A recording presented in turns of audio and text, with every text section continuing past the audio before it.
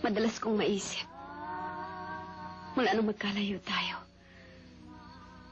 lahat ng mga sinabi mo sa akin nung bumalik ako galing sa Maynila. Nasiraan pa kami sa daan.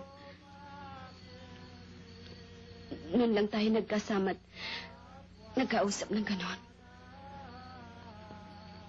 Noong ko lamang nalaman na may ibang dito pa pala. Iba sa nakilala kong Istambay at Lasenko. Iba sa mga lalaking nakilala ko na.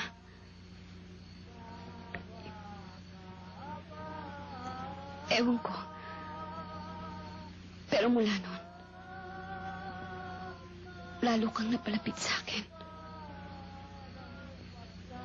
Sabi mo pa nga noon na mahal mo ko. Sabi mo na noong ka lamang nakaramdam ng totoong pagtingin sa isang babae. Hindi ka na Christy o kahit kanino pa. Sabi mo pa na hindi magbabago ang pagtingin mo sa akin.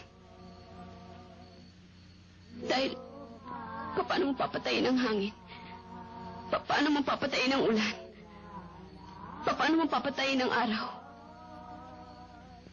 Sabi mo pa nga, hindi mo ako iiwan kahit na anong mangyari.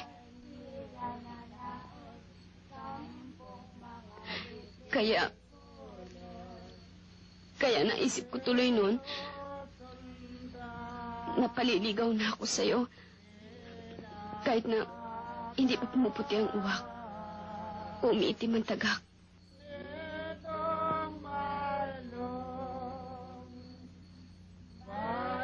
Mula nung ilayo ka sa akin ni Tia Beatriz at Tia Miguela, hanggang sa makapanganak ako, saka ko lamang na siguro na mahal din kita. Kaya nang mabalitaan kong nagpunta ka sa bundok, akala ko yun na ang katapusan. Pero sabi ko, hindi pa rin. Makagagawa ako ng paraan.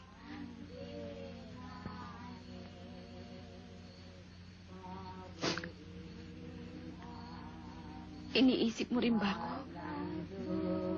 Pareho ng pag-iisip ko sa'yo.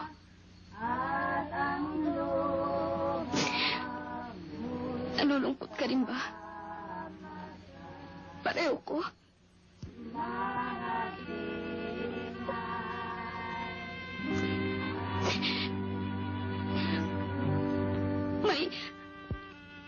May ibang babae ka bang nakilala at nakasama?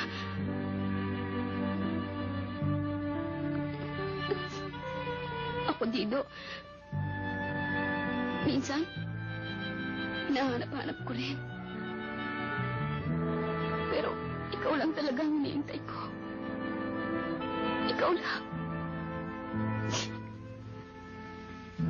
Paano naman kita makakalimutan?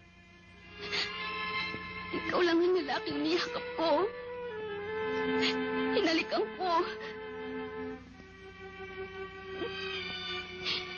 Ewan ko. Pero noon lang ako nakaramdam ng ganon.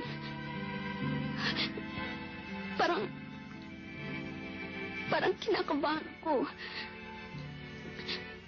Parang ayoko. Pero parang gusto ko din. Parang may tumutulak sa akin. Sabi nila, ganun daw talaga yon. Kapag mahal na mahal mo ang isang tao, kailanman dito, hindi ko malilimutan ang gabing yun. Mula noon, lagi kong pinananabikan ang sana'y dumating ang araw na magkita tayong muli. Matagal ko na rin inintay na sana'y dumating ang mga sandaling ito.